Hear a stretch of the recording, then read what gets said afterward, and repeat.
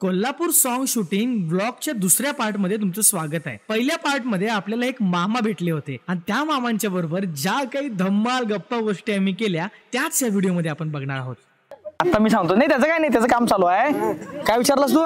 लग्न कधी झालं? लग्न कधी झालं तुमचं? लग्न ते मला माझ्या लक्षात नाही तर तुमचं आता हे 76 आहे, मग एक तरी एक तुम्हाला कळते 25-30 वर्षात झालंच माझं लग्न। एवढं वेळानं तुमच्या वेळी लवकर लग्न व्हायचे राव। आमचं तवा काय गोष्ट आलं लव्ह मॅरेज होतं? लव्ह मॅरेज होतं काय?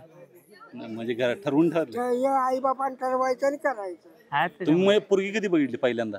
पहिल्यांदा म्हणजे आता का आई बाबाने बघितले तेव्हा ते म्हणजे यांना बघायला सोय नाही, नाही. आई बाबा बघितले की संपला विषय। ते पहिलं होते आई बाबाने पोरगी बघायची, ते मग पोरग्याला म्हणायचं लग्नाच्या वक्ताला ती पोरगी त्याला जावं। आणि ही आताची पोरं ही पळवून घेऊन काय इथनं पुढे काय होतंय ते माहिती नाही।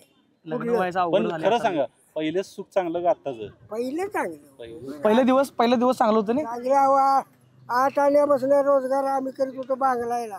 हा, मग बघा की 8 आण्याला काय येत होतं तेव्हा? तेव्हा चिक्कारी येत होते। काय सांगायला? होय चिक्कारी अहो 2 रुपये झाले म्हणजे पाठी बाई वाकत यायची। झाले तो आता पोरगा ह्याच्या वयाचा आहे, ह्याच्या ह्याच्या म्हणजे मधल्या ज्या आहे ह्या हा मग त्यांची लग्न आता आली लग्नाला ती पोरं, आलेच की आता लग्नाला आलेच की। त्यांची लग्न करायची आता। होय पोरांची तेच की मग तुम्हाला काय वाटलं? म्हणजे पोरग्याचं लगीन झालंय, झाले त्याची पोरं एवढी आहे, अजून एखादं व्हायचं आहे। यंग दिसताय की तरी मग? एक म्हणजे पहिलं हे काय बघ की कसं केलंय। अरे पहिलं होता काय ते हा, होय. कुस्ती करत होता? काय सांगतो? कुस्ती करत होती, कुस्तीचं? हे गावठी असेच मोठे बघ तालीम बिलीम असं निवांत।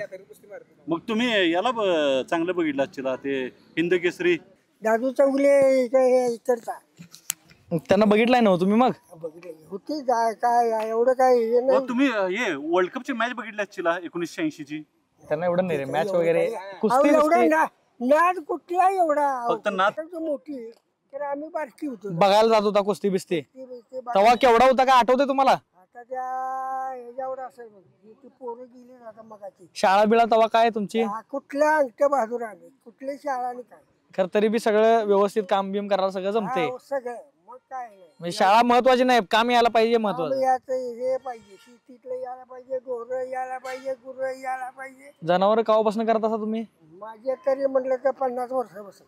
50 वर्ष झालं जनावर करता का? होय तेव्हापासून सगळी सवय, शेण घाण सगळं व्यवस्थित धारा बिरा काढणं आणि जेवायचं रुटीन काय रोजचं? रोजचं काय आता सकाळचं कवा 12ला बी 9ला बी 10ला बी तसं। न्याहारी वगैरे करता का नाही? अरे सकाळची करतो काय काय भाकरी चिरा तुकडा खाऊन जाय ते सकाळी जेवतासा आणि दुपारच्या पुढं काय? दुपारी मग काय भाकरी आहेच की, भात भाकरी हेच जेवण आहे तुमचं? होय. अजून म्हणजे बाहेरचं वगैरे असं खाणं जास्त नाही? असं कुठं नाही हॉटेलात जायचं हे. तसलं काय नाही तसलं काय नाही। म्हणताना जरा ताकद चांगली आहे।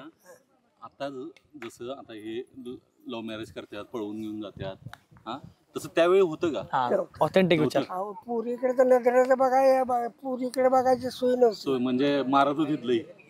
तेव्हा नव्हती। आणि पुरीचे किती 16 वर्ष लागले म्हटलं की लगीन केलं। लग्न केलं म्हणजे ते चांगलं होतं ते? 30-35 वर्षाचा गडी त्या वक्ताला।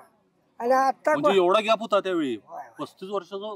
काय सांगतो, वीस गॅप एवढा? होय आता काय आहे तर असू दे, खरं तुमचं मत आहे की बाबा लवकर लग्न करून दिलं की बरं असते, बरोबर ना? आता काय हायच आता लवकरच तेव्हा कुठल्या लवकर आता लवकर होत नाही तो लग्न, हे म्हणायला लागलोय। तुमच्या वेळी लवकर लग्न व्हायची, लवकर म्हणजे 35 वर्षापासून। 35 कुठं मामा नाना, तुमचं लगीन मला तर वाटतं तुमची नातू, तुम्ही 76 वर्षाचा म्हटलं, मला वाटतं 19-20 ला लग्न झालं असणार तुमचं। कुत्र्यांचं काय सांगायला यो? कुत्री माझी आहे ते 6 कुत्रे आहेत? हा घरात बघ नाही कसं भरलंय घर। काय सांगायला म्हणजे कुत्र्यांना नादा म्हणाव की? कुत्र्याचा मग हाय कुठली गावठी काय असं? पळा होई रेतची अरे वा वा वा, ट्रॅक बघली आता घर भरलं ये पोराला विचार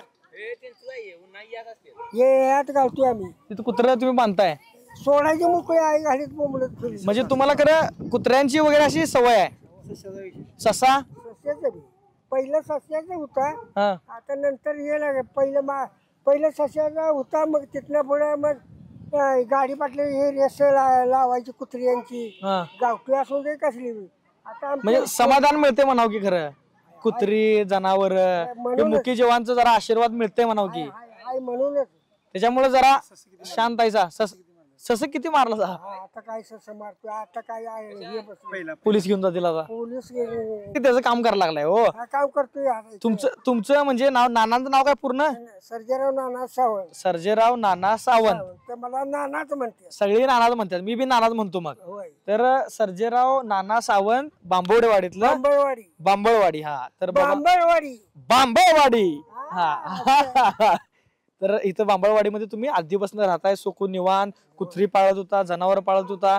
तुम्हाला काय वाटतं, माणसं चांगली का जनावर चांगली? जनावर चांगली. कसं काय बाबा? हे जरा माया लागती त्याला. ते जरा करमणूक आपली होती की फिरली फिरवाय नेलं की इथं काय घरात बसून वैतागल्यागत होतंय माणसाला. म्हणजे जनावर चांगली, त्यांची आशीर्वाद माया आपल्याला आहेच की. पुढे नेत्या, बाकीचं काय उपयोगाचं नाही. नाही. चांगला आहे. 76 वर्षाचं वय असताना देखील एवढं मामा भारी सांगितलं. बाबा त्यांनी कुत्री पाळतात, जनावर पाळतात, माणसापेक्षा जनावर चांगली. हा असं मामाचं मत आहे. त्यामुळं हे खरोखर घेण्यासारखं आहे. जनावर म्हणजे का तर बाबा माझे आहेत कुठेतरी गेलो, हा आईला माझी ढोरं उपाशी मरतील, पाणी लावायचं आहे, हे करायचं आहे.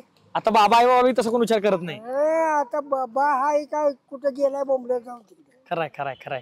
ही सत्य परिस्थिती आहे म्हणजे मामा. ही नात बघ माझी. हा हा हा हा नात माझी. चांगला आहे चांगला आहे. म्हणजे सुख सुविधा निवांत. तुम्ही आता तुमचं आयुष्य 76 वर्ष म्हटलं भरपूर तुम्ही बघितलंय म्हणाव की. बघितले बरेच. सुरुवातीपासून लहानपणाला सगळं बघितलंय म्हणाव. पडतं वेळ, चालतं वेळ, चांगलं वाईट सगळं बघितलंय. मामांनी ज्या गोष्टी आम्हाला सांगितल्या त्या ऐकून खरंच अंगावरती काटा आला आणि खरंच कदाचित असं वाटलं की आपण चुकीच्या जनरेशनमध्ये जन्माला आलोय. कारण त्यावेळची ज्या काही गोष्टी होत्या, ज्या मामाने आम्हाला सगळ्या गोष्टी सांगितल्या त्या इतक्या भारी होत्या की खरंच ते कधी विसरू शकणार नाही आणि हा दिवसही कधी विसरू शकणार नाही. व्लॉग आवडला असेल तर हक्काने सबस्क्राईब करायला विसरायचं नाही. बाकी आपण भेटू पुढच्या व्लॉगमध्ये. जय महाराष्ट्र.